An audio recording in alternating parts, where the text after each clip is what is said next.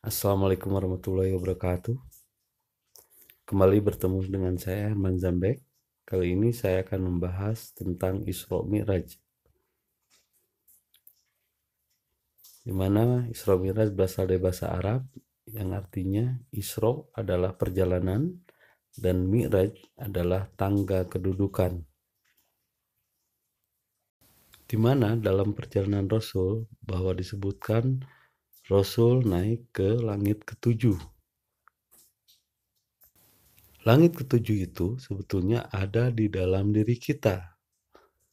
Langit ketujuh itu sebetulnya di dalam diri kita yang paling dalam dan di luar diri kita yang paling luar. Di dalam diri kita yang paling dalam ada 7 tingkatan. 1 adalah nafsu amaroh atau nafsu benda. 2 adalah nafsu lawamah atau nafsu tumbuhan.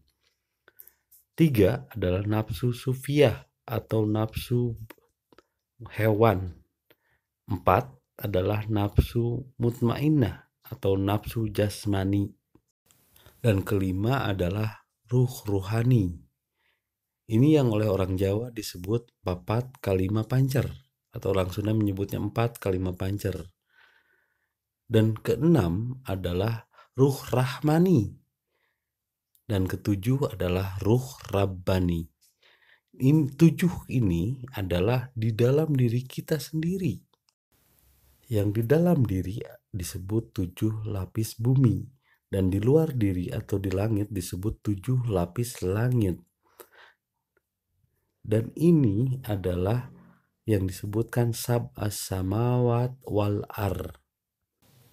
Bukan dalam arti bahwa langitnya berlapis-lapis, tapi daya dan makom yang ada dalam diri kita yang berlapis-lapis, memiliki tingkatan. Dalam tingkatan syariat, itu paling hanya mampu sampai kepada nafsu mutmainnah, yaitu nafsu jasmani. Maka ada seruan dalam ayat syariat, ya ayat Tuhan nafsul mutmainnah, irji'i ila rabbiki mardiyah padhulil jannati. Hei orang-orang yang berada dalam nafsul mutmainnah, masuklah ke dalam surgaku, yaitu ruh ruhani. Ini belum sampai kepada surga, ini baru masih berada di daya-daya benda, tumbuhan, hewan, dan jasmani. Nafsu mutmainnah ini belum sampai kepada yang disebut jiwa yang tenang. Tapi terjemahannya di situ mengatakan nafsu mutmainnah ini jiwa yang tenang. Padahal sesungguhnya nafsu mutmainnah masih nafsu, belum sampai kepada jannah, belum sampai kepada ruhani.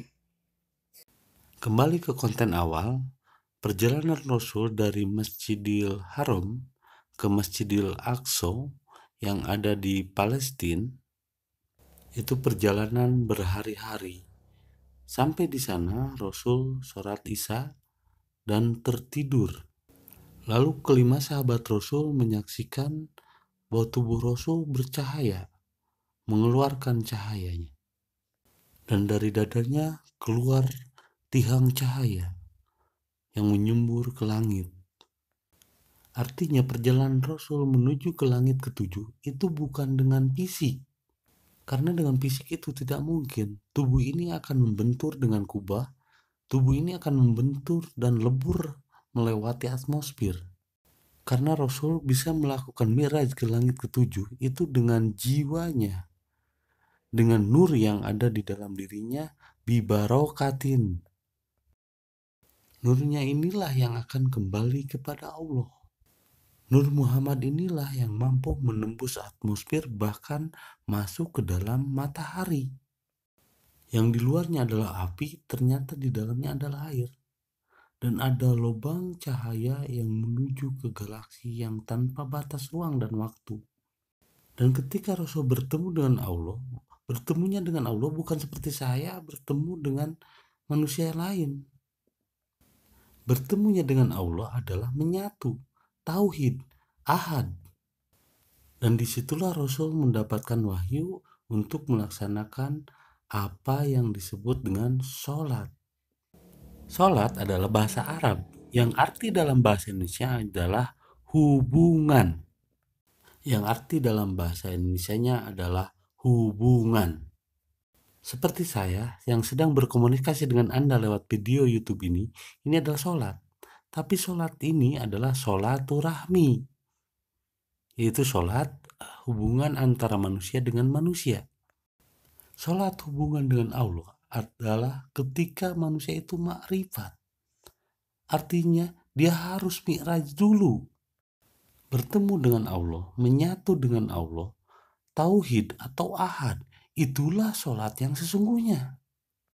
Walau bagaimanapun, sebelum Rasul mi'raj, sebelum Rasul mendapatkan wahyu dan mendapat perintah sholat, kebiasaan yang biasa dilakukan oleh umat Islam yang disebut ritual telah ada sejak dulu sebelum Ibrahim lahir. Bahkan sebelum Nabi Muhammad lahir itu sudah ada. Saat itu, karena di ayatnya dijelaskan li'ilafi Quraisyin ilafihim rihlata sita'i wassoif pal ya'budu robba hadal bait. Menghadap Baitullah yang ada di Mekah itu adalah kebiasaan orang-orang musyrik Quraisy. Sementara sholatnya Nabi Muhammad selalu berada di dalam Gua Hiro.